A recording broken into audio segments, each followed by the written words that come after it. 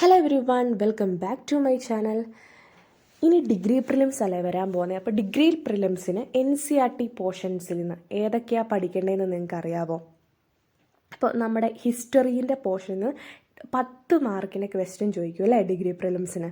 അപ്പോൾ NCERT portions നമ്മൾ ഏതൊക്കെ ചാപ്റ്റേഴ്സ് പഠിക്കണം എന്ന് നമ്മൾ അറിഞ്ഞിരിക്കണം. SCERT ഒക്കെ നിങ്ങൾക്ക് കുറേ പേർക്ക് അറിയായിരിക്കും. അറിയില്ലാത്തവർ ഇതിൻ്റെ ഉള്ളിൽ ഒന്ന് നോക്കുക കേട്ടോ. നമ്മൾ NCERT ഏതൊക്കെ ചാപ്റ്റേഴ്സ് പഠിക്കേണ്ടതെന്ന് പറയാൻ പോവാം കേട്ടോ. കേരള ഹിസ്റ്ററീൻ്റെ ഭാഗത്തുനിന്ന് NCERT പഠിക്കേണ്ടത് 12ാം ക്ലാസ്സിലെ ചാപ്റ്റർ 14ഉം 15ഉം കേട്ടോ.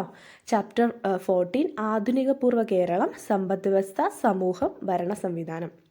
ചാപ്റ്റർ 15 കേരളം ആധുനികതയിലേക്ക്. ഇനി ഇന്ത്യൻ ഹിസ്റ്ററിയിലേക്ക് വരുമ്പോൾ പഠിക്കേണ്ട ചാപ്റ്റേഴ്സ് 12ാം ക്ലാസ്സിലെ ചാപ്റ്റർ 10ഉം 11ഉം 12ഉം 13ഉം. അത് ഏതൊക്കെയാണ്? കോളനി ഭരണവും ഗ്രാമപ്രദേശങ്ങളും. നമ്മളത് ഓൾറെഡി ഡിസ്കസ് ചെയ്ത് കഴിഞ്ഞു, നമ്മളത് പഠിച്ചു കഴിഞ്ഞു. ഇനി അടുത്ത ചാപ്റ്റർ കലാപകാരികളും രാജ്യവും, 1857 കലാപവും അതിൻ്റെ ചിത്രീകരണങ്ങളും.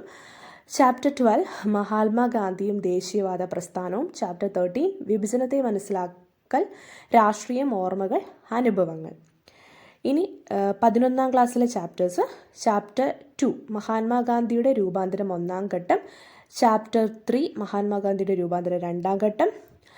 ചാപ്റ്റർ 4 ഇന്ത്യൻ സ്വാതന്ത്ര്യ സമരത്തിൽ ഗാന്ധിജി വഹിച്ച പങ്ക്. ഇനി പൊളിറ്റിക്കൽ സയൻസ് പാർട്ട് 1 നമ്മൾ പഠിക്കേണ്ടത്